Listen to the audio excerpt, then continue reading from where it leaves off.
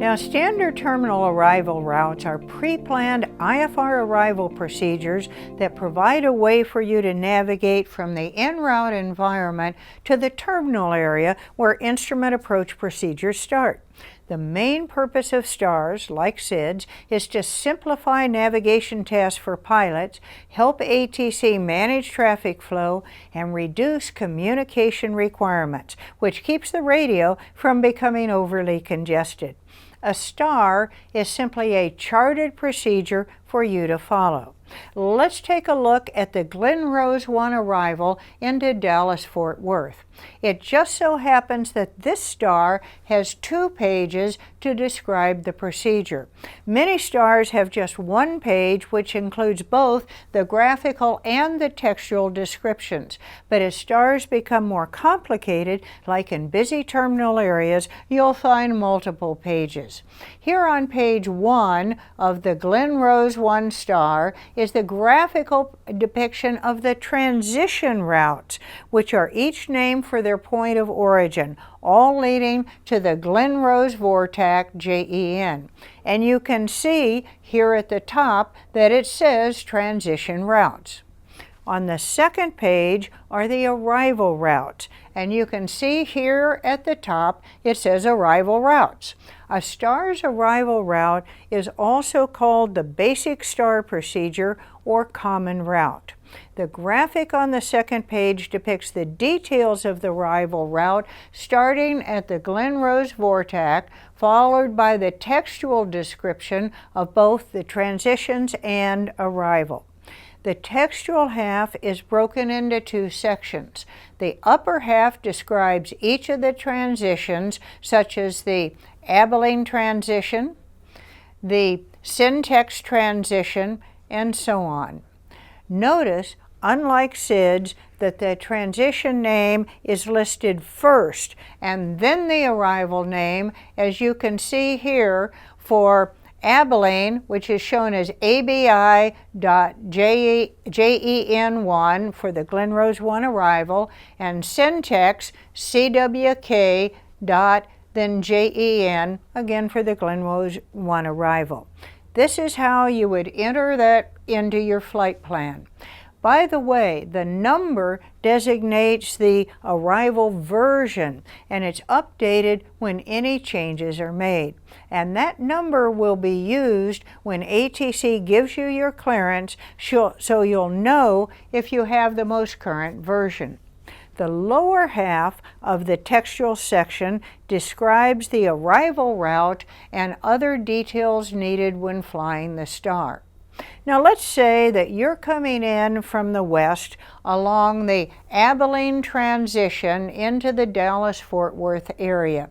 First, notice that each transition segment has a minimum en route altitude, course, and distance grouped together. Here between the Abilene Vortac and Jeanne, the MEA is 5,500 feet, the course is 099 degrees, and the distance is 49 nautical miles. Between Jeanne and Cades, the MEA is now 4,000 feet, the course is 087 degrees, and the distance is 15 nautical miles. Now take a look here at the note next to the Glen Rose Vortac, and it says see following page for arrival route. So let's take a look at that second page and see where the arrival route begins. Now wherever the heavy black line starts on the graphical plan view, that's where the arrival route begins. Remember, this part is also called the basic STAR procedure or the common route. In this case, the common point is at the Glen Rose Vortac. And once you're on the arrival route, you first depart the Glen Rose Vortac outbound on the 038 degree radial. They say a picture is worth 1,000 words, so you may find, like me, that the plan view is easier to work with. But let's see how the plan view and the textual descriptions work together in giving you a complete understanding of the procedure, because there is often information in the textual section that is not shown in the plan view. Say you're flying a propeller-driven aircraft. If you look here at this note, it says that for a propeller aircraft landing to the south, you would fly from the Glen Rose Vortac to Bovie intersection, then to Curlie, and depart Curlie on a heading of 015 degrees, and then expect radar vectors. But what if DFW is landing to the north? Well, there's a note for that too here.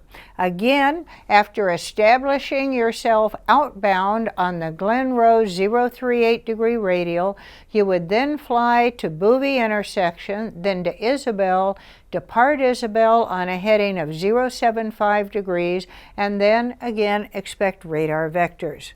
This is why, by the way, you'll find this note on the star which says that ATC radar is required.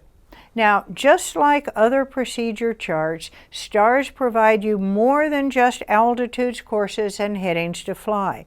They also provide important frequency use information.